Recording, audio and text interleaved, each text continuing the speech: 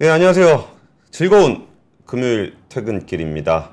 오늘도 라이브를 통해서 좀 1시간 동안 심층적인 얘기를 좀 나눠보려고 하는데요. 사실 오늘 주제는 저도 관심이 굉장히 많은 주제입니다. 저희가 또 제조업을 엄청 좋아하잖아요. 근데 우리나라 제조업들은 대부분 지역에 위치를 해 있기 때문에 우리 사회가 가지고 있는 수많은 문제들의 집합이 결국은 제조업 도시의 문제로 좀 포괄할 수 있지 않을까 싶어요. 뭐 저출산 고령화 문제부터 해서 과거의 산업전환 문제부터 해가지고 거기에 좀 더 나은 일자리들을 어떻게 만들어갈 것인가 이런 문제들이 결국은 그 제조업 도시로 함축이 되는 것 같고요. 그 중에서도 가장 저도 그렇고 오늘 좀 다뤄볼 도시는 울산입니다. 울산 같은 경우는 정말 제조업 도시들 중에서도 굉장히 좀 좋은 도시죠. 화학도 있고 조선도 있고 자동차도 있고 뭐 지금도 그렇지만 뭐 1인당 생산성, 그러니까 1인당 GDP가 제일 높은 지역도 서울이 아니라 오히려 울산이기도 하고요. 그 제조업 특히 지역 제조업 관련한 연구와 관련해서는 이분이 정말 대한민국 탑이 아닐까 싶은데 경남대 양승훈 교수님과 오늘 제조업 도시에 대한 이야기를 나눠보겠습니다. 안녕하십니까? 예, 안녕하세요. 양승훈입니다. 아, 오랜만에 뵙습니다. 네, 오랜만이네요. 그러니까 이전에는 거제도를 다루셨었죠. 네. 그때는 대우조선을 중심으로. 예, 그래서 그때는 제가 2012년부터 16년까지 조선소에서 대우조선에서 일을 했었기 때문에 이제 거제 중심으로 좀 이야기를 했었고요. 이번에는 조금 거제 하면은 사실 거제가 힘들면 부울경이 힘들 겁니다. 부산, 울산, 경남 정도가 힘들다면 울산 정도면 사실은 대한민국 제조업 전체가 사실은 그쵸. 힘들어질 수도 있고 전국적인 경기에도 영향을 미치는 지역이기 때문에 조금 보려고 지금 하는 중입니다.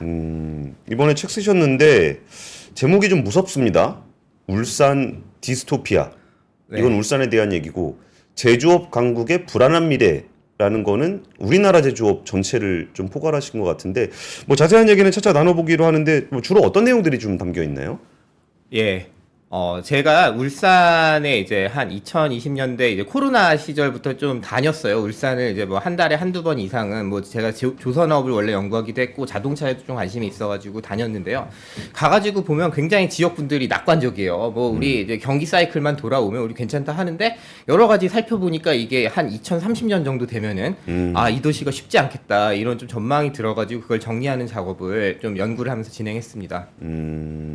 그 울산에 대해서 총평을 하시자면 어떤 도시입니까, 울산은? 예. 울산은 사실은 지금까지 우리가 형성되어 온 역사만 보면 부자 도시죠. 부자 아까도 도시죠. 말씀하셨지만 예. GRDP 1등이고 소득으로 해도 뭐 전국에서 3등 안에 항상 들고요. 그런 도시고 사실 제조업의 3대 산업이라고 하는 조선, 자동차에서 굉장히 중요한 생산 기지이기도 하고 석유화학 산업도 사실은 굉장히 중요한 영향을 끼치고 있고 사실 이게 박정희 정권 때부터 50년 동안 사실은 털을 닦아오고 중심을 잡았던 산업인데요. 이제는 좀 한계에 온 거 아닌가. 이대로 가면은 굉장히 어렵다. 뭐 여러 가지 면에서 이제 차차 좀 얘기를 드려야 될 것 같습니다. 근데 생각해 보면은 우리가 그런 얘기들 하잖아요. 이게 뭐 그 왜 중소기업 가지 않냐? 그러면은 뭐 월급이 짜고 환경이 안 좋고 뭐 이런 얘기를 하는데 사실 울산은 대기업도 워낙 많고 그 대기업과 관련한 협력업체들도 많고 돈도 잘 벌고 근데 막상 지표들을 보면은 뭐 청년들이 굉장히 많이 떠나고 뭐 그런 흐름들이 나타나던데 그 사람들 살기는 좀 어떤 것 같으세요? 예, 대기업 원청 직원 되면 잘 살죠. 아, 원청은 잘 산다? 잘 살죠. 그래서 요즘 작년에 현대자동차가 400, 12명인가 이 정도 뽑고 올해도 아마 그 정도 뽑을 예정인데요. 그 시험을 갖다가 킹 산직이 되는 시험이다. 킹 생산직이 되는 시험이다 이랬는데 뭐 거기야 뭐 평균 급여 하면 현대자동차는 한 1억 1,000만 원 정도 되고, 예, 그 다음에 뭐 현대 중공업 같은 경우 8,500만 원 정도 되니까 사실 괜찮은데요. 바로 거기서 한 단계만 떨어질 때마다 임금이 이제 30% 40%씩 떨어지게 되는 거죠. 그래서 그 정규직 리그 안에 못 들어가게 될 경우는 뭐 사실은 생계 이제 소득 자체가 굉장히 이제 차이가 많이 나는 거고요. 그리고 뭐 쉽게 전환이 되는 것도 아니지 않습니까? 뭐 근데 이건 뭐 이걸 우리가 노동시장의 이중구조다 이렇게 말을 하는데요. 그런 문제도 있고 또 다른 측면에서는 대졸자 일자리가 없는 게 울산이 굉장히 이제 어려운 측면입니다. 대졸자 일자리라 그러면 뭐 구체적으로 어떤 거죠? 뭐 예를 들면 이제 제조업체 같으면 사무직군, 이제 뭐 기획이나 인사나 뭐 이런 직군의 일자리가 거의 없고, 그 다음에 이제 공공부문 뭐 얼마나 있겠습니까? 100만 도시에 별로 없고, 그 다음에 이제 또 하나 문제는 문과 나온 친구들의 일자리는 거의 없다. 그러다 보니까 이제 이런 거예요. 임금 급여가 조금 뭐 아주 만족할 만한 수준이 아니고 고소득이 아니어도 내가 원하는 직군이 있으면 좀 다닐 수가 있는데 울산에는 아예 그런 게 없으니 이제 아예 그것 때문에 부산으로 가든지 부산으로 가도 마땅하지 않으면 서울로 가게 되는 좀 악순환이 있고요. 또 하나는 이제 좀 심각한 게 뭐 그렇다 그러면 요즘에 울산이나 경남에서는 사실 아이들을 공대를 많이 보내요. 그래서 이쪽이 제조업이 크니까. 근데 문제는 제조업에서 주요 이제 기술직들, 우리가 엔지니어라고 하는 기술직들도 사실은 지금 수도권으로 다 옮겨가고 있는 상황이니까요. 그죠. 현대중공업 같은 경우도 지금 판교 그 분당에 와 있죠. 예, 그래서 한국조선해양, 이제 HD 한국조선해양 만들면서 그때부터 이제 옮기기 시작해가지고요. 조선업 설계 중에 한 반 이상은 지금 이제 수도권으로 지금 가 있는 상황입니다. 근데 거기 그러면은 딱 느낌이 좀 드는 게 어쨌든 버는 쪽은 좀 잘 번다는 거잖아요. 네, 그렇죠. 그러면 지역 내에서도 이게 그 이른바 대기업 원청의 어떤 뭐 서울로 따지면 강남 강북 나눴을 때 강남이 좀 더 비싸고 잘 살고 뭐 그런 게 있잖아요. 네네. 근데 뭐 서울이야 워낙 좀 다양한 산업이라든지 다양한 사람들이 많이 모여 살고 있긴 한데 울산은 지역적으로도 그게 좀 잘 사는 동네하고 못 사는 동네가 많이 달라져요? 이제 울산은 이제 북구에 자동차가 있고 동구에 조선이 있는데요. 이제 요즘에 이제 울산의 북구와 동구의 부자들은 거기 살지 않고 경기지 남구에 가면 이제 삼산동, 달동 이런 동네가 있어요. 거기가 이제 2000년대 이후에 형성된 신도심인데요. 그쪽으로 이제 많이 가서 살고 오히려 동구나 북구에는 이주 노동자들이 살든가 아니면은 좀 하청업체 직원분들이 그 가족들이 좀 사는 경향이 있습니다. 그러니까 정작 공장 가까운 동네에는 그래서 가까운 데서 그 약간은 좀 소득이 좀 낮은 분들이 살고 좀 있는 분들은 이제 새로 아파트 짓고 뭐 했던 그런 신축 동네. 아파트 다 좋아하니까요. 그리고 뭐 셔틀버스 있으니까 통근버스 타면 되고 차로 왔다 갔다 해도 되고. 네.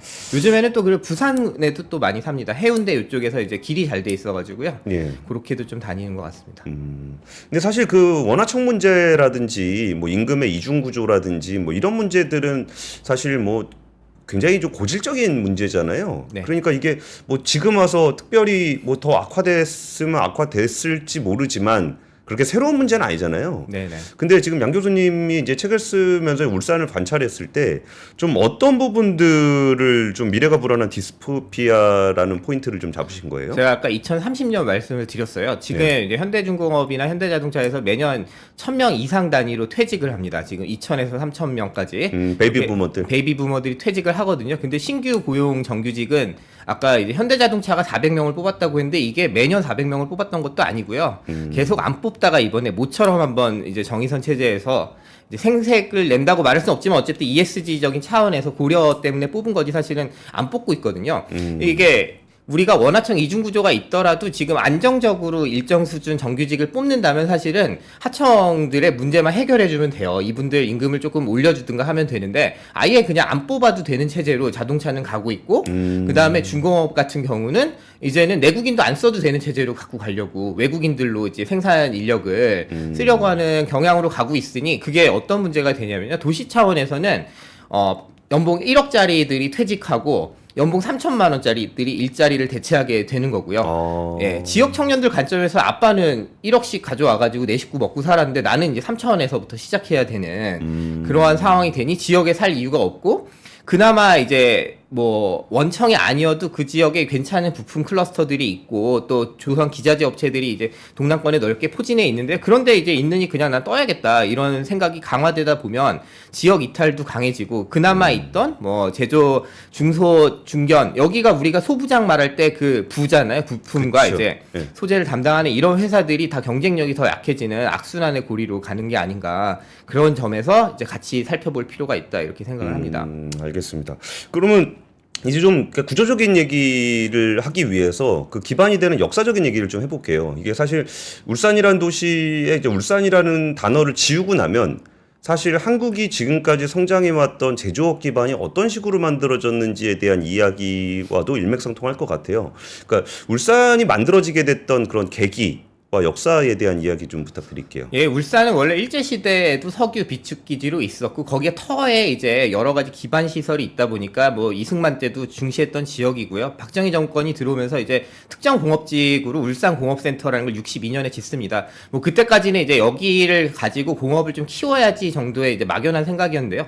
73년에 이제 유신 다음에 이제 중화공업화를 하지 않습니까? 예, 그러면서 예. 동남권 전체를 사실은 제조업 기지로 만들겠다는 이제 구상을 한 거잖아요. 뭐 5대 산업, 6대 산업 키운다고 해서 뭐 이제 뭐 기계, 자동차, 조선 뭐 등등의 이제 산업을 육성하게 되는 건데요. 그때 이제 센터로 이제 울산을 찍었던 거고, 그래서 울산 때문에 어떤 일들이 벌어지냐면 공고 붐이 붑니다. 공고. 예, 전국에 이제 공고를 지어가지고, 왜냐하면 생산직 인력이 뭐 계속 과부족이다. 우리가 공장에다가 지금 기준으로 한 몇십억씩 이제 설비를 이제 설치를 하고 여기서 누군가 와서 일을 해야 되는데 이 인력이 부족하다. 그 다음에 이들을 관리하고 이제 앞으로 선진 기술을 좀 배워야 할 기술직이 부족하다. 그래서 이제 부산대부터 시작해서 전국의 공대들이 또 원래 공대가 문과대학보다 작았거든요. 근데 공대를 이제 70년대부터 키워가지고 그 인력들이 다 이제 울산으로 오게 된 거죠.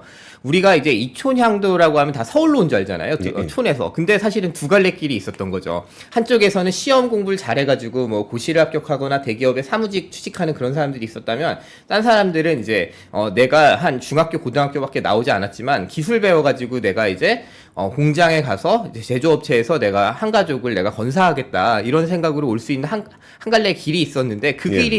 길이 대표하는 게 이제 울산의 길이고요. 그렇게 되면서 우리나라 이제 분업이 어떻게 됐냐면 남동 임해 공업 기지를 통해서 수출을 다 이끌어 가겠다, 이런 구상을 갖고 울산을 만들었고, 한 80년대 초반까지는 돈을 못 벌었지만 80년대부터 사실은 울산이 라이징한 거 아닙니까? IMF 때는 진짜 그야말로 이제 전국이 다 힘들 때 울산은 무슨 말인지를 못 알아듣는 상황. 너무 지금 우리 환이 올라가니까 이게 달러로 들어오니까 뭐 2배씩 벌게 되고 3배씩 벌게 되는 상황 속에서 이제 부자 도시 이미지가 그때 형성됐고, 중산층의 전성기를 만든 거죠.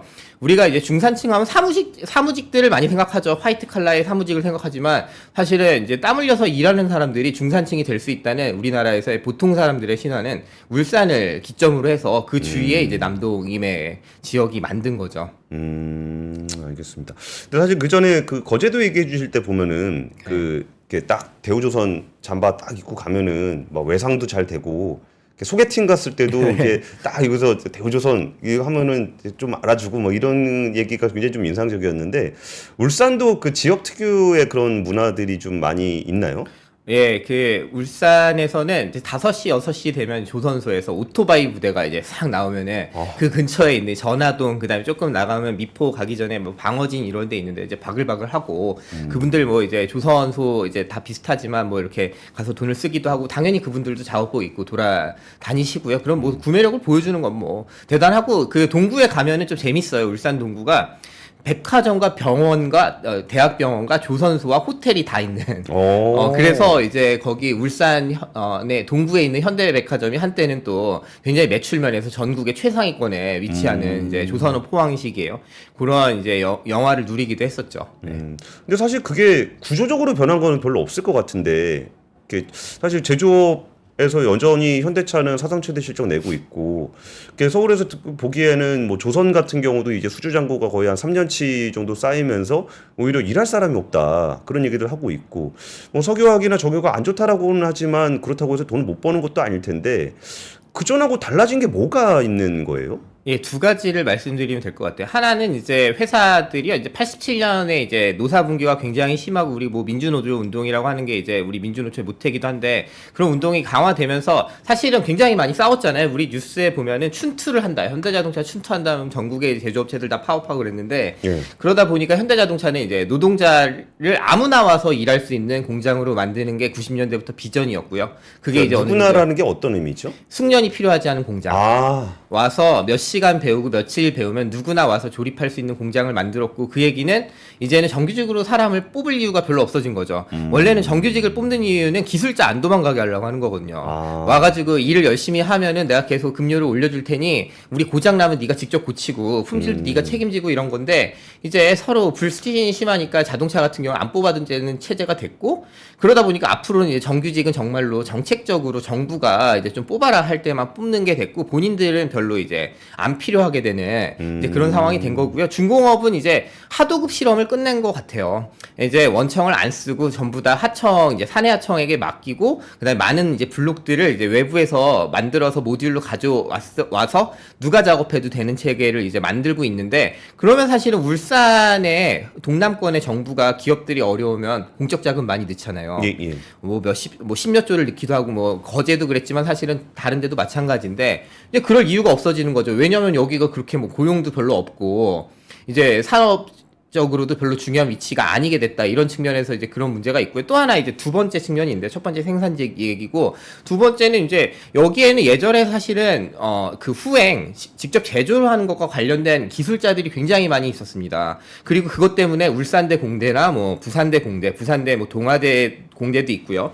이런 학교 출신들이 이제 가서 일할 만한 일자리들이 이제 연구직에도 있고 엔지니어직에도 있었는데 이 사람들이 다 이제 올라가게 되니까 이 지역은 그냥 외국인 노동자를 쓰거나 하청에 그냥 정말로 궁에서 일할 때가 마땅하지 않은 분들만 와서 일하게 되는 그런 지역이 된다는 건 이제 부자 도시도 아니게 된 거고 제조업 내에서 위치도 중요하지 않게 되고 여기서 뭔가 이 공정에서 뭔가 대단한 숙련이나 뭔가 이 노하우가 쌓이지도 않을 거라는 얘기가 되는 거잖아요. 예. 그렇게 되면 사실은 이제 이 지역이 의미가 없어지는 거죠. 근데 이게 좀 뭐 지역에 계신 분들은 좀 기분 나쁠 수도 있겠지만 그 기업들 입장에서는 뭔가 생산 효율성이 좀 더 높아지고 여기에 대해서 그 노사 문제 때문에 생겨나는 위험이 좀 줄어들고 그런 측면에서 보면은 우리나라 제조 산업 자체의 경쟁력은 오히려 올라갔다라고 봐야 되는가요?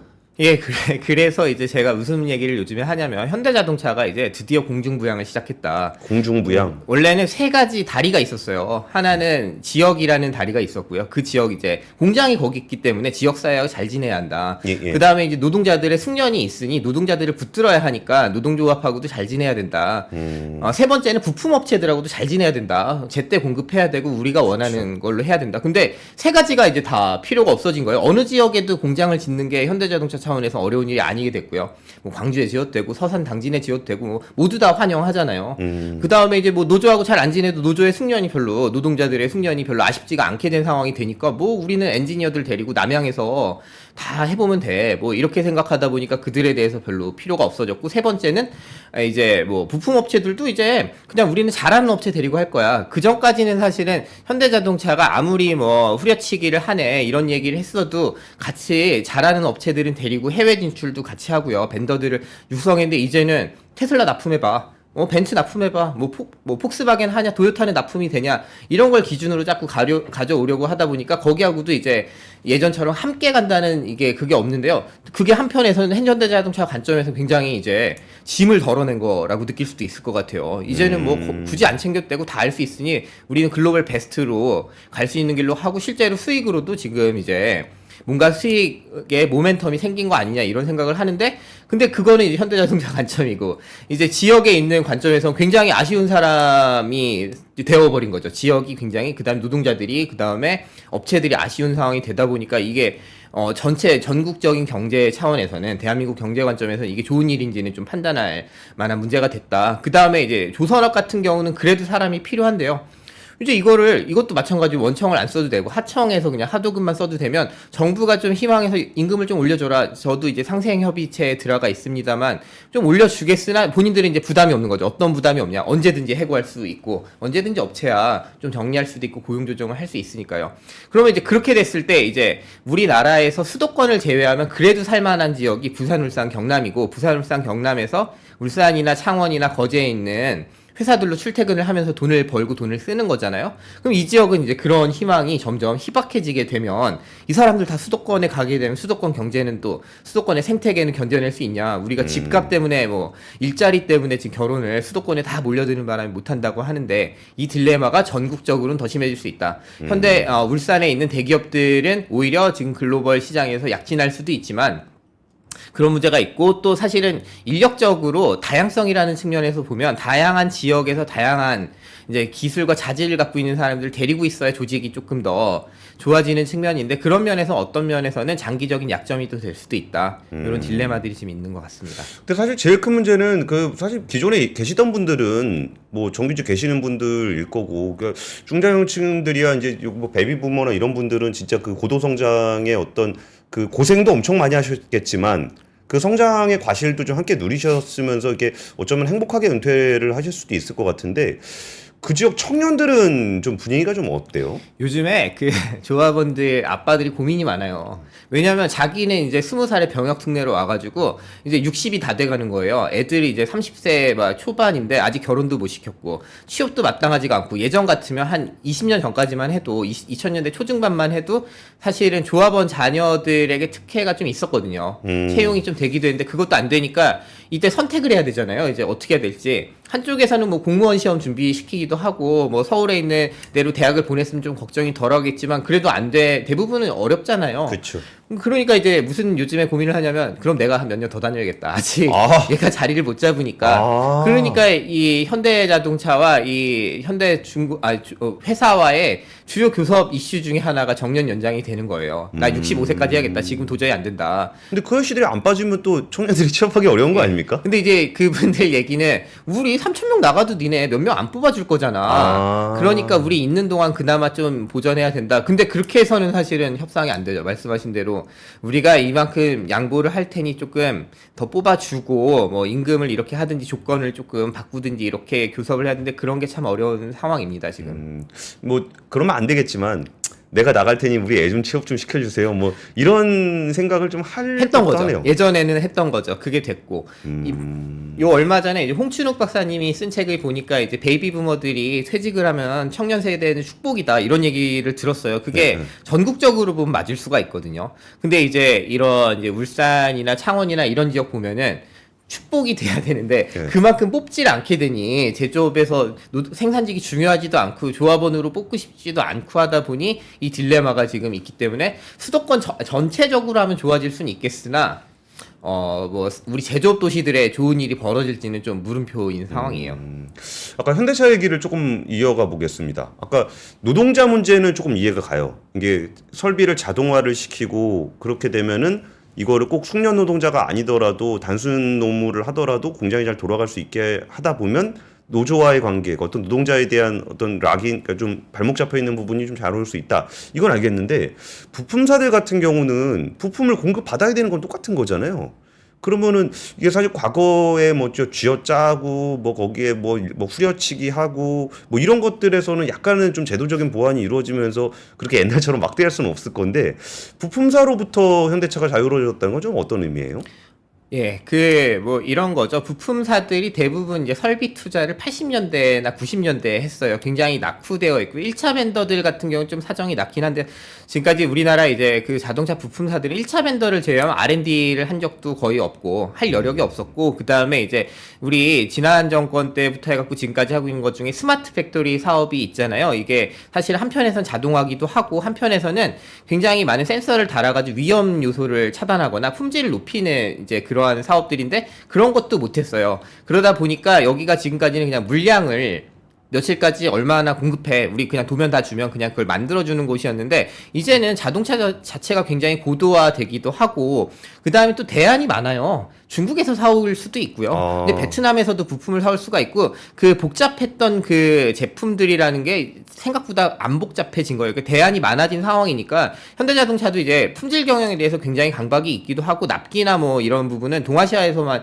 이제 가져오면 문제가 없잖아요. 그러다 보니까 이 부품 업체들에게 이제는 경쟁력이 있는지를 좀 테스팅 해보겠다 이런 얘기를 하는 건데 이제 그러면 1차 벤더들은 그럭저럭 뭐 할 수도 있을 거예요. 근데 그 밑에 있는 공장들은 사실은 지금 요즘에 원창원 공장 가면 현대자동차 공장 같은 데 가면 사실 신발 안 신었대거든요. 깨끗하기 때문에 이제 그런 공장인데 거기는 여전히 낙후되고 그냥 먼지 날리고 위험하고 이럴 수 있는 공장들이고 막 산골짜기에 있어가지고 청년들 안 그래도 안 와가지고 이주 노동자들 하는 데인데 여기에 경쟁력을 요구하면 사실은 이제 못하겠다 이런 생각들 하고 또 이제 그분들이 8, 90년대 업력이 그때부터잖아요. 그러니까 이제 다 70대 뭐 이래요. 그러니까 나는 이제 여력이 없고 그만하고 싶은데 설비 투자 못 하겠고 내 자식이 만약에 하려고 한다면 내가 좀 승계해줄 의향은 있는데 뭐 자식도 별로 여기서 굳이 이런 업체 해야 되나 다른 거 할래요 이렇게 하다 보니까 그러면 내 대까지만 그냥 물량 쳐주고 그만하자 이런 상황이 되다 보니 이제 그 업체들도 의욕이 없고 현대자동차는 그참에 그냥 뭐 그러면 우린 글로벌 업체 납품하는 업체랑만 할 거야 이런 방식으로 지금 하는 상황인 거죠. 근데 말씀 들어보니까 너무 냉정한 얘기일지 모르겠지만, 그러니까 심정적으로는 공감이 가요. 이게 좀 힘든 환경에 있는 거기서 이제 열심히 땀 흘리면서 일했던 사람이라는 거는 뭐 그래 뭐 그분들도 보상을 받고서 지속 가능성을 확보해야지라고 생각을 들지만 이게 뭐 자기가 R&D도 안 하고 이게 현대차가 원하는 퀄리티도 못 맞추고 거기에 직원들을 위해서 깔끔하고 위생적이고 안전한 시설도 못 만들고 그리고서 아 여기까지만 하고 그만할래라고 한다면은 사실 그런 걸 유지를 한다는 게 정말 필요한 건가? 예. 라는 생각도 좀 들거든요. 저도 뭐 그런 부분에 있어서는 굉장히 동의하는 바고요. 사실은 뭐 그분들의 이제 억울한 건 있어요. 왜냐면 예전에는 그냥 도면 주고 빨리빨리 갖고 와 뭐 이렇게 했기 때문에 그 투자할 여력도 없고 사실 뭐 우리 수익률이라는 게 현대자동차가 10% 벌면 우린 5%뭐 3% 이렇게 벌어왔기 때문에 그렇긴 하죠. 예. 예, 그 이제 어쩌란 말이야 뭐 이런 생각이 들 수는 있겠으나 사실은 이제는 뭐 현대자동차 자체가 글로벌 메이커고 기준 자체가 굉장히 높아졌기 때문에 거기 대응해야 된다는 건 맞고요. 근데 다만 이제 승계 의욕도 없고 근데 그럼에도 그걸 제품을 만들어 오면서 갖고 있는 노하우나 역량이 있지 않습니까? 그런 걸 좀 보전하기 위해서 저는 좀 대규모의 M&A나 일종의 중소업체들에 대한 부품 업체들에 대한 구조조정을 좀 오히려 해야 되는 거 아닌가? 왜 그 구조조정이 중요하냐면요. 그 업체들 그 상태로는 사실은 아무도 안 가려고 해요. 일단 노동자를 구하기가 어렵고 기술직이든 생산직이든. 그러니까 그런 분들은 그 청년들이 뭐 예전보다 군기가 빠져가지고 힘든 일 안 하려고 그런다라고 얘기하기가 좀 애매한 게 사실 지금 세상이 변했는데 옛날에 그 진짜 못 살던 시절에 그 환경에 가서 니네가 뭐 하루에 12시간씩 일해라. 그거를 안 한다고 그 사람들, 그 청년들 군기 빠졌다고 하기에는 뭔가 공급단에서의 변화도 좀 필요해 보이거든요. 근데 맞아요. M&A 얘기 좀 더 해주시죠. 예, 그러니까 이제 그런 거죠. 지금은 그 청년들이 대안이 있는 거잖아요. 쿠팡 가면 됩니다. 지역에 굉장히 지금 물류센터들도 많이 들어와 있고 뭐 그 외에 플랫폼 노동자들이 많기 때문에 그 정도 임금은 구할 수가 있거든요. 그래서 이제 M&A를 했는데 왜 M&A를 해야 되냐면 두 가지 필요한 것 같아요. 일단은 규모의 경제가 돼야 R&D도 할 수 있고요. 그다음에 R&D를 해야지 지금 우리나라가 하나 변한 게 있어요. 처음에 현대자동차나 중공업이나 이제 석유화학 단지를 할 때는 우리나라 사람의 노동력의 대다수가 고졸자 혹은 그 이하였어요. 지금은 대졸자 이상이에요. 그렇잖아요. 우리가 이제 2000년대가 되면 전부 다 80%, 70% 대학을 갔기 때문에 그러면 이 사람들이 해야 할 일은 어차피 생산이 자동화가 많이 됐다면 사실은 연구개발을 하거나 설계를 하거나 혹은 생산 관리를 굉장히 최적화하는 그런 업무들을 해야 되는데 그러한 사람들을 지금 품어낼 수가 없단 말이에요. 규모의 경제를 키워야 이제 스마트 팩토리를 해야 생산 관리자를 많이 뽑죠. 그 다음에 이제 R&D를 해야지 연구소를 세우는데 R&D를 하기 위해서는 매출이 어느 정도 규모가 돼야 이제 할 수 있기 때문에 그런 측면으로 해야 되고 또 하나의 측면은 약간 사회적인 측면인데요. 지금까지 업체들은 너무나 남초 중심이고 그냥 아저씨들끼리 일하는 거에 너무 익숙해 있는데요. 좀 청년의 요즘에 공대도 부울경은 여학생들 30% 거의 육박해요. 기계과 이런 데도. 왜냐면 그게 괜찮아 일자리라는 거 알고 가는데 안 뽑아주니까 문제거든요. 그러면 새로 좀 세수를 새 부대에 받아서 이제 공대에서 공부 잘하는 친구들 뭐 창업을 잡고 뭐 3D 프린팅이나 뭐 저기 NCN 기계 조그만 샵에서 하는 거 말고 그런 공장들을 같이 좀 기술자들 기술 자문 해가지고 받으면서 양산까지 통으로 좀 프로세스를 짜면서 너 여기서 한번 꿈을 펼쳐봐라. 너 여기서 자동차 부품 만들어가지고 지금 뭐 현대자동차 주로 우리 납품하던 업체들이지만 뭐 해봐. 볼보에 하든지 뭐 테슬라에 하든지 한번 해봐. 이런 식으로 좀 젊은 친구들에게 뭐 사업적인 그런 마인드를 가지고 여기서 스타트업을 할 수 있게 할 수 있는 기반이 사실은 좀 된다고 보고 왜냐면 단위 면적으로 볼 때요.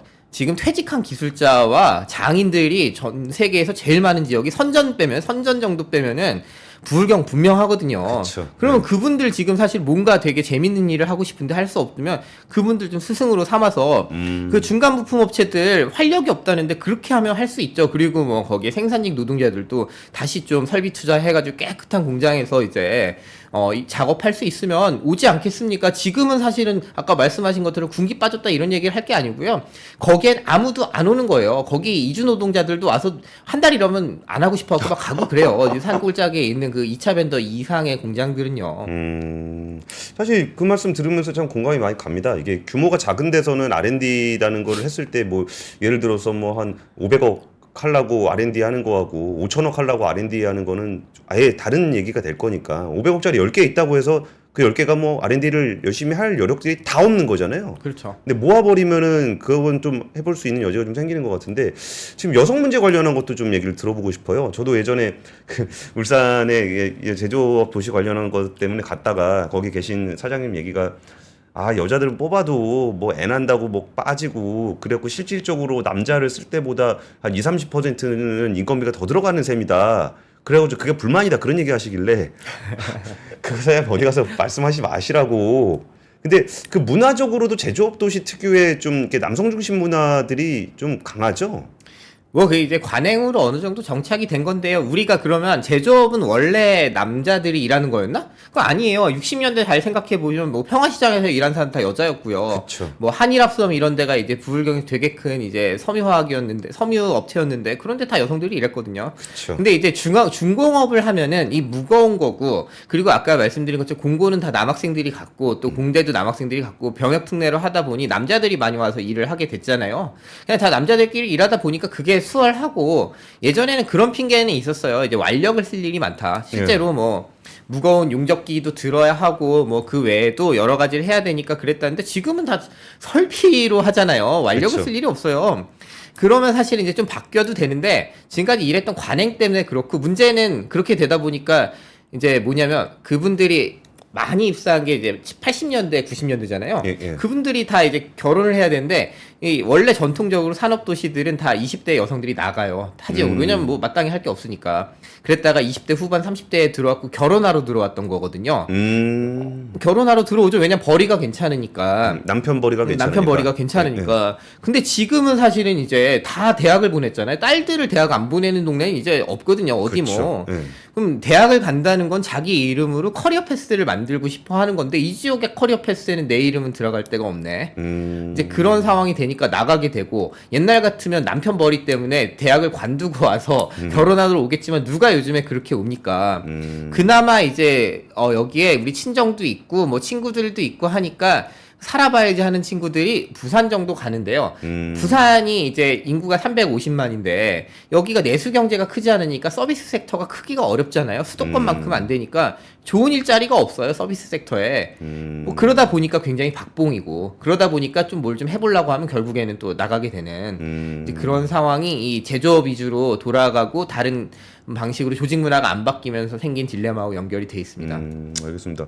댓글 중에 마이라이프님이 섬유 미싱 돌리는 거나 금속 가공업을 같은 제조업으로 말하는 게 어불성설이라고 하시는데 뭐 좀 알고 얘기를 하시는 것 같아요. 근데 저도 그 제조업 현장 많이 가보면은 네. 정말 그 남자의 힘, 여자의 힘으로 못할 정도의 그 힘이 들어가는 일은 진짜 10년, 20년 하면 나갑니다. 이게 허리도 나가고 맞아요. 어깨도 나가고 결국은 그게 지속 가능하지 않은 업이라 정말 여성의 힘으로도 할 수 있을 정도 돼야 그분들이 좀 꾸준하게 일할 수 있지 않을까 싶습니다. 근데 아까 M&A 얘기를 좀 해주셔가지고 그럼 이 문제에 대해서는 좀 많이들 인식을 할 것 같은데 사실 뭐 이게 어떤 게 답이다라고 얘기하기는 좀 어렵겠지만 그 지역 도시 문제, 제조업 도시의 문제에 그 솔루션으로는 좀 주로 어떤 내용들이 이야기되고 있어요? 뭐 지역에서 근데 이게 그런 게 있는 것 같아요. 지자체가 계속 이제 정권이 바뀌잖아요. 이제 선거에 따라서 바뀌다 보면 사실 좀 연속성보다는 단절을 강조하고 뭐 이렇게 되는 것 같아요. 뭐 예를 들면 수소를 하려고 했다가 수소가 아니고 이제 우리는 뭐 원전이 됐다가 뭐 방산이 됐다 이런 식으로 좀 갈팡질팡하는 게 있는데 이게 사실은 우리가 그래도 50년 동안 이 제조업 도시에서 뭔가를 만들어 왔다는 건 사실 축적된 게 굉장히 많다는 거거든요. 그쵸. 거기 기반으로 해야 되는데 자꾸 갈팡질팡하는 거예요. 예컨대 뭐 울산은 뭐 요즘에 무슨 이상한 이벤트들 자꾸 하는 거예요. 뭐 시장님이 그런 거 좋아해가지고 그리고 뭐 어떤 이벤트? 뭐 세계에서 제일 큰 뭐 성경을 만들겠다. 뭐 그래갖고 뭐 성경이 바다에 뭐... 띄워가지고 뭘 하겠다. 혹은 뭐 그러니까 관광을 유치하는 이상한 이벤트들을 하는데. 지금 사실은 여기 있는 기업들의 역량을 이제 한계에 와 있는 중소기업들을 제가 볼 땐 키워가지고 글로벌리 먹히는 부품 제조사 만들거나 혹은 지금 원청에서 어떻게 하면 조금 더 고용을 유도하게 할지 이런 고민을 좀 해야 되는데 사실은 그런 고민이 부족한 경우가 요즘에 좀 많은 것 같고 왔다 갔다 합니다. 그래서 뭐 수소하자 뭐 이런 거 있고요. 뭐 그전 정부에서도 뭐 이제 또 우리가 풍력이나 태양광을 하기 위한 설비들을 바다에 하기 위한 거는 뭐 조선에서 조금 해보면 안 되냐, 시황이 안 좋을 때 뭐 이런 종류의 이야기들은 있었는데 지금 현재는 조금 논의가 좀 겉도는 느낌이 있습니다. 그게 뭐 얘기를 하다 보면은 우리가 좀 뻔한 얘기는 아니겠지만 그 항상 답이라는 게 일정하게 나와요. 예를 들어서 이 도시별로 사이즈가 작아가지고 서비스업이 잘 안 나오면 뭐 지역 클러스터를 한번 해보자 그래서 뭐 불경을 묶든. 근데 부산은 아까 울산 얘기하시다가 이제 부산 쪽으로는 좀 간다 그랬는데 부산도 뭐 예전에 제2의 도시라 그러다가 지금은 너무 격차가 벌어져서 부산은 좀 상황이 좀 어떻습니까? 부산은 조만간 인천에 따라잡히지 않을까요? 지금 뭐 부산 뭐 근데 이제 그런 건 있습니다. 부산 전체 권역에서 부산의 위상은 여전히 중요하고 두 번째는 이제 부산 인구가 조금 빠지긴 했는데 사실은 지역 위성 도시로 간 건 맞아요. 부산은 굉장히 그 구도심이 낙후돼 있기 때문에 그런 문제 때문에 지금 좀 깨끗한 이제 신축 아파트들 대단지가 들어온 양산, 김해, 뭐 진해 이런 데로 좀 가는 상황이긴 한데 뭐 주력 산업이 있다기보다는 부산은 사실은 창원, 울산, 거제에서 번 부가 이제 집결되는 그러한 이제 소비 도시로서 그다음에 관광 도시로서 기능하고 있고 사실은 뭔가 부가가치를 창출해가지고 뭐 수출을 한다거나 이런 건 여력은 없거든요. 그래서 지난번에 이제 우리 부산 신항만이 굉장히 이제 크게 개통이 됐고 이제 뭐 부울경에 이제 산업항이죠. 공항이죠, 사실은. 이제 뭐 동남권 공항이 신공항 생기고 나면 그걸 가지고 이제 생산자 서비스업을 조금 키워보겠다. 뭐 무역부터 해가지고 해운이나 뭐 이런 거를 좀 키워보겠다 이런 지금 구상은 있는데 아직 현실화는 안 되고 이제 구상에서 하나씩 이제 밀고 나가는 중이라고 좀 볼 수 있을 것 같습니다. 부산은 운전하기가 힘들어서 안 가는 거 아닙니까? 예, 동서고가 한번 타보시면 이제 여러 가지 생각이 들죠. 그 부산 운전 참 쉽지 않더군요. 네. 계시는 분들은 잘 하시는데. 그래갖고 이제 흔하게 나오는 얘기가 이제 지역의 그 시장이 작고 인구가 작아서 그런다면은 이거를 좀 묶어서 클러스터화 해가지고 좀 해보자. 뭐 그런 얘기들 하는데 그 지역 클러스터와 관련해서도 얘기 나온 지는 굉장히 오래됐는데 실제로는 좀 잘 안 되는 것 같아요. 그러니까 지역 클러스터라는 대안이 어떤 내용이고 왜 말 나온 지는 꽤 됐는데 지금까지 좀 잘 안 되고 있는지에 대한 말씀 좀 부탁드릴게요. 이제 그런 거죠. 소득은 경남과 울산이 높고요. 일자리도 경남과 울산의 제조업, 고부가가치 일자리가 많고 부산에는 대학이 많습니다. 그리고 대학? 소득이 낮아요. 예, 그래요? 부산은 소득이 낮습니다. 왜냐하면 아까 말씀드린 것처럼 영세 서비스업들이 굉장히 영세하기 때문에 주력이 서비스업인데 서비스업의 급여가 낮음으로 임금이 낮고 전문직 급여도 낮습니다. 이제 그런 게 부산의 특징이기 때문에 그러면 이제 그 청년의 그 그러니까 고학력 인력들이 부산에 있으므로 공급해주고 울산과 경남이 이제 제조업의 이제 양산을 담당해 주면서 그거를 같이 협업해서 지금 문제는 저거였잖아요. 경남이나 울산은 연구개발이 전혀 없다는 게 지금 사실 있었는데 다 간 거죠. 수도권으로 갔기 때문에 그 문제가 있기 때문에 그 기능을 생산에 필요한 그 엔지니어링부터 좀 다시 빌드업하면서 아까 말씀드린 그 부품 업체들이 R&D 해야 되는데요. 그래도 저게 있어야 돼요. 허브가 있어야 되거든요. 그러니까 뭐 이를테면 수도권에 있는 중소기업들이 R&D를 하게 되면은 뭐 현대자동차하고도 하지만 대전까지 딱 가거든요. 대전에 가면 주요 정출현들 이제 연구 기능들이 있잖아요. 또 뭐 서울에 가면 키스트가 있고 요런 기능을 할 수 있는 허브를 좀 만들어줘야 된다. 거기서 이제 사업화하는 모델까지 하는 거를 뭐 양산이나 김해나 요 정도에 하면은 부울경이 접점이 있거든요. 그러니까 그런 쪽으로 하자는 구상까지는 있었는데 또 그게 메가시티 구상이랑 물렸다가 메가시티 프로젝트가 잘 안 되니까 지금 현재는 조금 공회전하고 또 각자 하겠다. 이게 각자 하겠다, 같이 하겠다가 자꾸 왔다 갔다 하는 사이에 있던 이제 센터들이 다시 더 수도권으로 가게 되는 좀 그런 상황이 있습니다. 왜 그런 거예요? 이게 사실 메가시티라는 걸 구상했던 것 자체가 독자적으로 하는데 해보다 안 되니까 좀 같이 해보자는 거였었잖아요. 네. 근데 그게 그거 왜 안 되는 겁니까, 그건? 이제 뭐 이해관계가 좀 갈리죠. 일단은 부산은 좋습니다. 부산은 좋죠. 왜냐하면 이제 좋은 일자리를 이제 울산과 경남을 통해서 확보할 수 있고 또 인구는 부산에 살고 싶은 사람이 많기 때문에 부산으로 인구를 흡수할 수 있다는 면에서 좋은데요. 이제 울산 같은 경우는 인구가 빨린다. 빨대 효과다. 그래서 다 지금 안 그래도 해운대나 기장 가서 살려고 하는데 지금 그럼 더 갈 것이다. 그 다음에 이제 뭐 경남은 사실 동부 쪽은 다 좋아했어요. 동부 경남이 산업벨트거든요. 그러니까 뭐 창원, 거제 뭐 이제 이런 곳이 이제 다 산업벨트이기 때문에 좋아했는데 서부 경남은 사실 약간 소외되는 게 있었습니다. 그러니까 서부 경남이라고 하면은 진주보다 서쪽.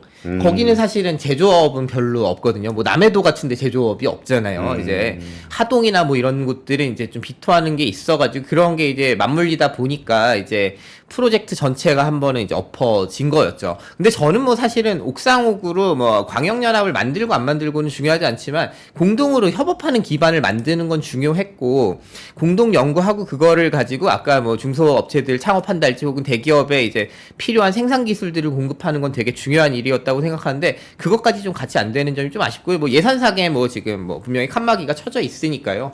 그러한 측면에서 그랬던 것 같고 또 하나 이제 근호인에서 중요했던 거는 통근권을 만드는 거였어요. 통근권을.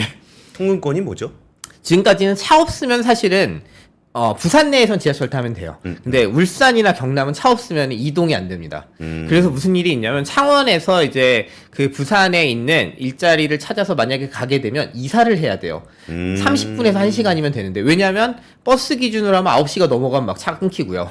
그러면 뭐 이게 기본적인 네트워킹이나 일하고 뭐 이런 게 잘 안 되는 거죠. 그러다 보니까 이주를 하게 되고 뭐 울산에서 뭐 경남을 왔다 갔다 하는 것도 굉장히 불편하고 차가 없고 결국에 자차가 있어야 되는데 이런 청년들이 힘듭니다.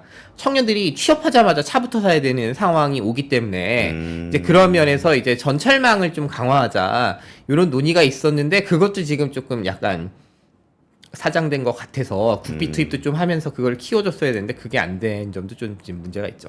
근데 그거를 이렇게 뭐 구성의 오류라고 보통 얘기하잖아요. 각자 최선의 선택을 해갖고 다 같이 망하는 그런 일인데 사실 지역으로 따지게 되면은 이렇게 부산에다가 이제 R&D 같은 거를 좀 강화해가지고 한다 그러면은 기껏 좋은 일자리가 부산에 생기는 거에 울산 경남이 같이 참여를 하라 그러면은 그럼 나는 이 생각을 하게 될 것 같은데 그러면 그거는 구성의 오류가 자연스럽게 될 수밖에 없잖아요. 그럼 이거를 묶어서 한다라는 거는 플러스 마이너스를 고민할 게 아니라 이 지역을 통으로 봤을 때 플러스가 되는 걸 하자라는 건데 그 전제 자체가 전혀 오퍼레이팅이 안 된다는 얘기네요. 이런 얘기를 해보면 될 것 같아요. 서울의 인구가 만약에 늘어난다고 해서 경기도가 인구 빨린다 이런 얘기는 안 할 것 같고 못 들어봤어요, 제가. 예. 그러니까 부산으로 인구가 들어가는 게 그래도 낫거든요. 그러니까 무슨 말이냐면 연결성이 강화되면 나중에 부산이 진짜로 사람이 너무 아주 팽창하면 지금 양산이나 김해나 창원이 그랬던 것처럼 또 다시 나갈 거예요. 그렇게 되면 그 온기가 있고 서울에 있는 위성 도시들 하다가 잘 되다가 분당은 원래 주거지였지만 여기가 첨단 센터가 될 수 있는 게 그렇죠. 인구가 늘어나기 때문에 사실은 가능한 거잖아요. 예. 그런 방향으로 하면 되는데 굉장히 단기적인 이해관계만 가지고 지금 사실은 하고 있는 거죠. 그러니까 죄수의 딜레마에 빠지게 되는 거죠. 이야말로. 그 지역에서 바라보는 수도권은 어떤 이미지를 가지고 있습니까? 예, 뭐 여러 가지 뷰가 있겠죠. 뭐 수도권도 다 빨려 나간다 이런 얘기는 다 하니까 그건 있는데요.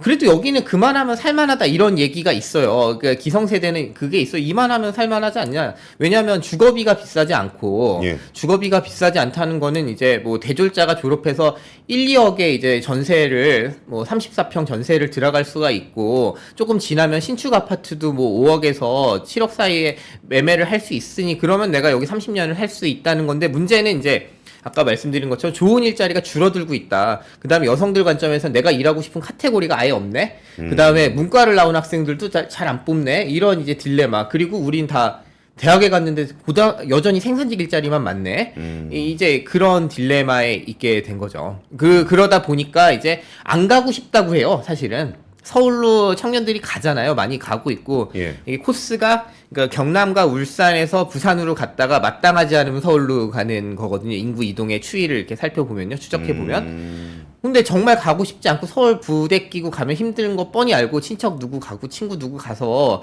힘든 거 알아서 안 가고 싶고 한데 내가 하고 싶은 일 자체가 없는 걸. 그리고 내가 지금 나에게 주어진 일 자체는 미래도 없고, 특히나 여성들은 더더욱 나는 그냥 여기서 얼른 시집 가야 되나? 이러니까 이제 그러한 문제가 지금 풀리지가 않는 거죠. 그러면서 이제 수도권을 보는 거죠. 딱 좋은 건 그런 것 같아요. 정규직으로 취업한 친구들, 괜찮은 일자리에 있는 친구들은 여성이든 남성이든 이런 얘기를 하더라고요.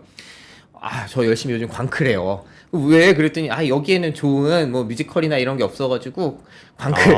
그래가지고 저 금요일날 하루 연차 쓰고 가가지고, 서울 뭐 홍대도 가고 이태원도 가고 놀고요. 공연 하나 보고 다음날 내려오면 돼요. 그 정도면 저는 만족해요. 그러니까 뭐 인프라론자들이 있죠. 문화 인프라가 지역에 없어서 지역이 안 된다. 그렇지. 놀거리가 없다. 근데 이제 뭐 그렇게 한국이 넓지 않잖아요. KTX 한번 타고 가면 되거든요. 뭐 비행기도 요즘에 싼 게 많고 한번 그렇게 갔다 오면 되지. 내 삶의 기반이 안정되는 게 훨씬 중요하고 내 커리어를 이 지역에서 잘 만드는 게 중요한데 자꾸 오해하는 거예요. 이제 거기 그러니까 자꾸 지자체장들이 뭐 부울경 다 공이 막 무슨 국립현대를 유치하면 된다. 아니면 여기 아시아 문화의 전당 같은 거 하나 또 설치하면 된다 하는 굉장히 오해가 있는 거죠. 일단은 그런 거 좀 어땠습니까? 문화시설 해야 된다 그래가지고 뭐 그 예술의 전당 같은 거 유치하려고 그러고 뭐 그런 정책들도 좀 있었던 것 같은데 결과는 좀 어땠어요? 잘 안 되죠. 왜냐하면 거기 이제 그 뭐죠 소비가 이게 또 약간 규모의 경제가 돼야 되고 또 해본 사람들이 있어야 되는데 이게 제일 티켓팅이 어떤 방식으로 되냐면 회사들이 자꾸 사요. 아, 그래갖고 직원들은 나눠주고 하니까 좋은 공연보다는 그냥 그렇게 소구되는 공연 위주로 하게 되고 이게 좀 괜찮은 공연을 유지하면서 가야 되는데 그런 것보다는 이제 그냥 당장 모두 다 좋아하는 공연 있잖아요. 클래식하면 조성진이 전국을 돌 때 한번 오게 한달지 아니면 뭐 콘서트를 하게 되면 한번 오게 할지 그런 방식으로 되니까 창의성이 없고 그냥 전국 단위의 공연을 여기도 유치하게 되는 그런 상황이 되면 그냥 오리지널을 가는 게 그렇게 비용이 크지 않은데 오리지널을 보고 말지 내가 왜? 뭐 이렇게 되다 보니까 생각보다 잘 안 되고요. 그럼에도 하긴 해야 되는데 그 대단한 일자리를 만들기가 어렵고 또 그 다음에 거기서 고용을 얼마나 확보할 수 있냐 이러면 또 그것도 굉장히 어려운 문제인 거죠. 아 근데 말씀 들어보면은 그러니까 슬로우리 콜랩션 그 자동차가 사고 나는 모습을 슬로우 모션으로 보고 있는 뻔히 부딪힐 건 알지만 피하지 못하는 그런 상황인 것 같아서 좀 말씀 들어보면 메가 클러스터도 잘 안 돼. 여기 뭐 일자리에 이제 대기업들한테도 거기에 생산성을 높이는 쪽으로 가는 거니까 뭔가 문제가 있다라고 발목을 좀 잘 하려 그러네 발목 잡아서 다시 옛날로 돌아와줘 할 수는 없는 거잖아요. 그럼 양 교수님이 생각하셨을 때 이게 뭐 답이 되든 답이 되지 않든 여기에 대해서는 솔루션이 아예 없는 겁니까? 저는 그러니까 색깔을 일단 분명하게 가져가야 한다고 생각을 해요. 그러니까 자꾸 뭔가를 해보라고 하면 서울에 없는 걸 여기다가 서울에 있지만 우리의 지역에 없는 거를 뭘 하나 가져와가지고 시군구 단위에서 혹은 시도 단위에서 하면 되지 않을까 하는데 그러기에는 제가 볼 때 서울은 그냥 전 세계에 10등 안에 드는 메가시티죠. 그 말 그대로 이제 서울은 메가시티인데 그걸 카피하는 거 어렵고, 제가 볼 땐 여기는, 뭐, 메이커스 리전 혹은 메이커스 시티? 그러니까 뭔가를 만들고, 뭔가 만들어서 이걸 양산을 하고 세계, 유일한 제품들을 만들어내는 그러한 지역이라는 정체성 자체, 제조업 정체성을 버리면 안 된다고 생각하고요. 그걸 오히려 강화할 필요가 있겠다. 근데 지금까지는 대기업과 대기업의 하청이나 혹은 대기업의 소부장을 공급하는 중소기업들만 있는 지역이야라는 이미지가 너무 강하기 때문에 낙후돼 보이는 거라고 저는 보고요.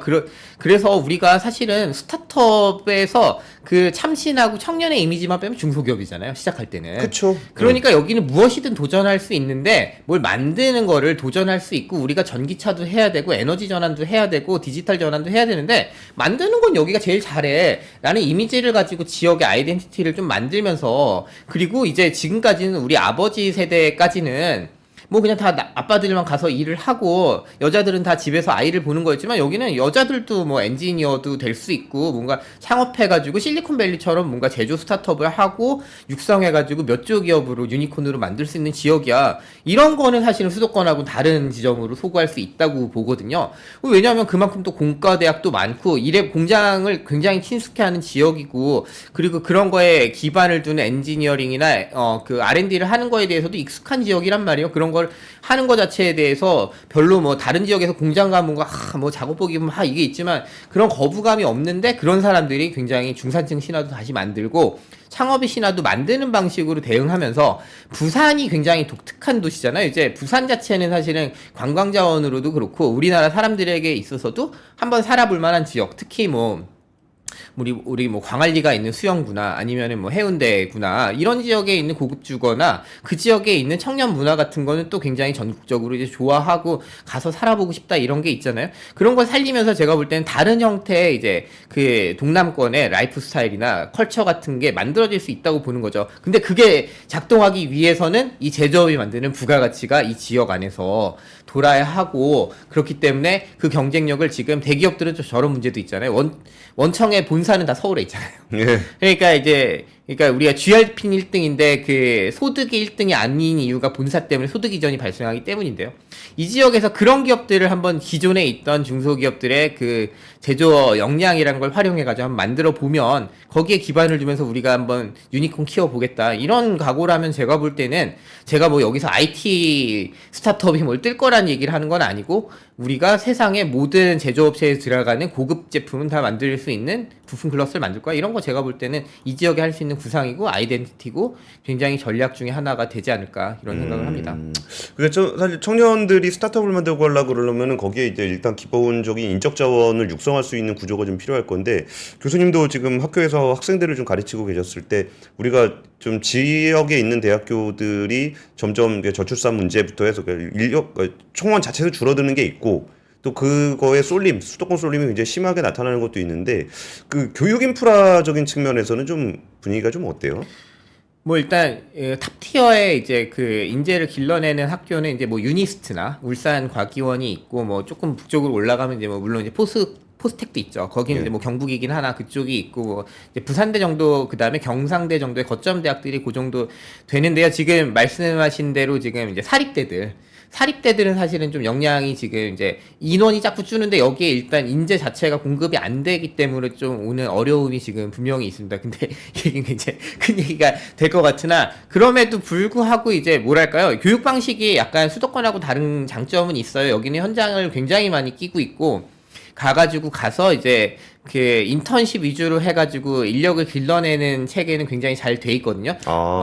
그러니까 이제 근데 지금까지는 그랬던 것 같아요. 제조업체에 우리가 인력을 대준다라는 방식으로 공급한다라는 관심으로 인재를 육성했는데 그게 메리트가 잘 안 되는 것 같아요. 오히려 경험하면 경험할수록 가면 안 되겠네.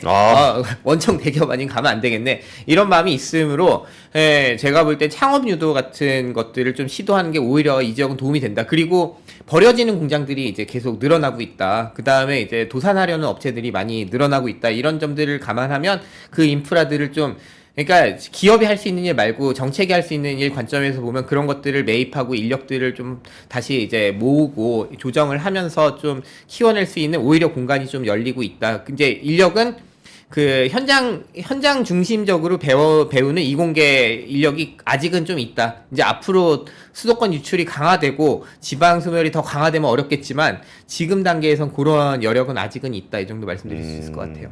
이제 좀 있으면 총선입니다. 네. 우리가 총선에 뭐 정치적인 얘기를 하려고 그러는 건 아닌데 이 정치가 또 한국 사회에 미치는 영향이 워낙 크다 보니까 이게 뭐 기업이 해야 되는 역할이 있고 학교가 해야 되는 역할이 있고 뭐 그럴 건데, 그 정치적인 차원에서 지역이라는 곳을 정말 그 내가 표를 받기 위해서 뭔가를 이렇게 떠먹여주는 그런 식의 정치가 꽤 많이 있었는데, 그거보다 조금 더 큰 차원에서의 정치가 해줘야 되는 역할은 좀 어떤 부분들이 있을까요? 네, 첫 번째는 사실은 뭐 요즘에 그 서울 메가시티 한다고 하니까 그 김포나 뭐 고향을 편입하는 이런 얘기를 하니까 전국을 다 서울로 바꾸면 된다고 하잖아요. 근데 서울이 다 제가 볼 때 5천만 명을 다 받아낼 수 있다면 서울로 다 몰려도 됩니다. 근데 받아낼 수 없죠. 한계가 굉장히 많고 뭐 용적률을 얼마나 높여줄 것이며 여기 있는 교통 인프라를 더 정비할 수 없고, 사람이 하여튼 밀도가 높아지면 스트레스를 많이 받는다는 측면을 볼 때 비수도권이 살만한 지역이고 하나의 거점이 필요하다.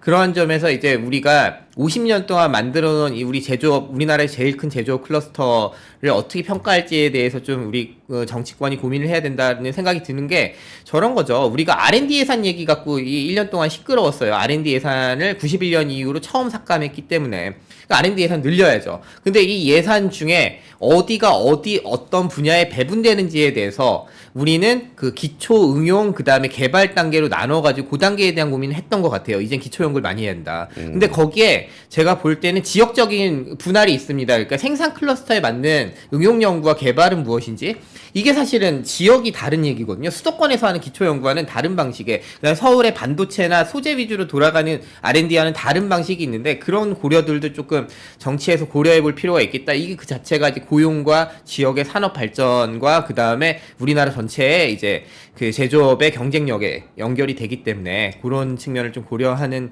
정치가 필요하지 않을까. 그리고 뭐 메가시티 안에도 좋은데요. 어쨌든 뭐 지역의 연결망을 좀 높여서 그 고부가 가치를 만드는 방향에 대해서 좀 고민을, 산업이 집약하기 위해서는 연결망이 강화돼야 되는데 서울은 메트로시티잖아요. 지하철로 연결돼 있는. 우리나라의 비수도권이라는 건 사실 모터시티라는 얘기거든요.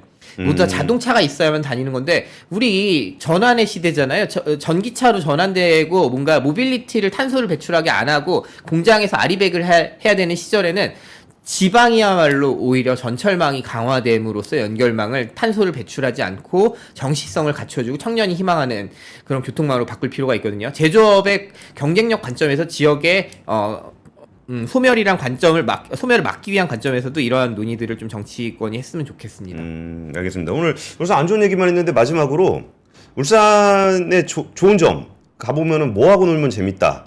아니면은 뭐 음식은 뭐가 맛있다. 뭐 이런 얘기 좀 있으면 좀 해주세요. 예, 울산이요. 우리는 뭐 고래고기만 얘기하는 것 같아요. 근데 고래고기 사실은 초심자들이 먹을 수 있는 음식은 그쵸. 아니고요. 울산은 사실은 전국구예요. 전국의 음식을 다 이제 푸짐하고 많이 주고 이제 가성비의 가격이 싸진 않지만 예. 이제 좋은 음식을, 왜냐하면 노동자들의 그 임금이 높아왔기 때문에 제대로 드실 줄 알기 때문에 푸짐하게 대접받으면서 먹을 수 있는 지역인 게 맞고, 요즘에 이제 태화강에 이제 그 전철역이 이제 연결이 됐잖아요. 동해남부선 연결되면서 이제 그 지역이 좀 변화하는 것 같아요. 그러니까 전철이 지역에 생겼을 때 노잼 도시가 어떻게 변화하는지를, 거기 요즘 청년들이 모여가지고 막 이상하게 놀거든요. 뭐 하고 노는?